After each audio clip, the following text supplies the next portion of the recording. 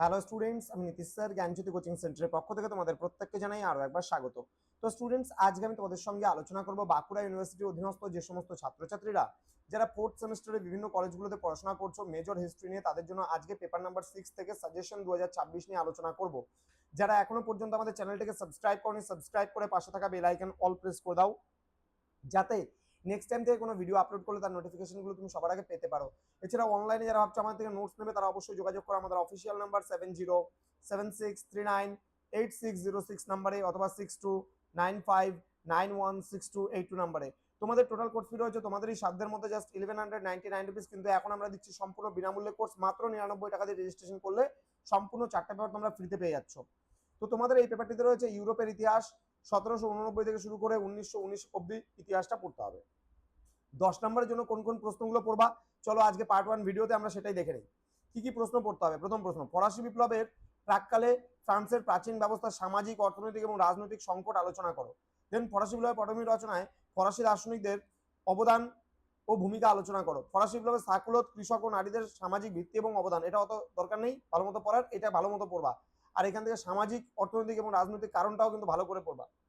Next রয়েছে ফরাসি বিপ্লবের প্রধান চরিত্র এবং প্রকৃতি বিশ্লেষণ করে, এটিকে একটি বুর্জোয়া বিপ্লব ছিল, অত ভালো মতো পড়ার প্রয়োজন নেই, দেখে নিতে পারো।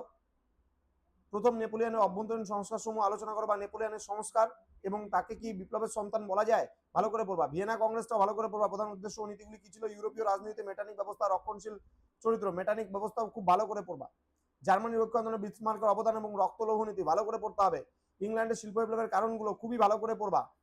ইংল্যান্ড ও ফ্রান্সের শিল্পায়ন প্রক্রিয়ার মধ্যে মূল পার্থক্যগুলি অত ভালো মতো পড়তে হবে, প্রথম পার্টটা ভালো মতো পড়বা। নেক্সট রয়েছে 1917 সালে বলশেভিক বা নভেম্বর বিপ্লবের কারণ, ভেরি ভেরি ইম্পর্টেন্ট কোশ্চেন, ভালো করে পড়বা। বিসমার্কের পররাষ্ট্রনীতি 1871 থেকে 1890 পর্যন্ত ভালো করে পড়তে হবে। ত্রিপল আতাত, এটা 5-এর জন্য পড়লেই হবে। 1830 জুলাই বিপ্লব এবং 1848 ফেব্রুয়ারি বিপ্লবের মধ্যে তুলনামূলক পার্থক্যগুলি ভালো করে পড়বা। এটা যদিও বা 10-এ না আসলেও 5-এ কিন্তু আসতে পারে। নেক্সট, নেপোলিয়নকে বিপ্লবের ধ্বংসকারী বা গ্রাসকারী বলা হয় কেন, এটাও 5-এর জন্য তোমরা পড়তে পারো। ইতালির ঐক্য আন্দোলনে গ্যারিবল্ডির অবদান, এখানে গ্যারিবল্ডি না পড়ে তোমরা একটা কাজ করবা, Victor Emmanuel, count Cavour, Mazzini এবং Garibaldi. Mazzini, count Cavour, Victor Emmanuel, Garibaldi, এই 4জনের অবদানটাই ভালো করে পড়বা। 10-এর জন্য আসার সম্ভাবনা প্রবল রয়েছে এই কোশ্চেনটা। বিসমার্কের তৈরি জটিল মিত্রতা ব্যবস্থা 19 শতকের শেষে ইউরোপের ভারসাম্য কিভাবে রক্ষা করেছিল, এটা অত ভালো মতো পড়ার কিন্তু প্রয়োজন নেই, না পড়লেও চলবে। তো যেগুলোকে স্টার আমি করে দিলাম, যেগুলোকে যত মার্কসের জন্য পড়তে বললাম, সেই প্রশ্নগুলোই শুধুমাত্র ভালো করে পড়বা, দেখবা 100% কমন কিন্তু পরীক্ষায় পাবেই পাবে।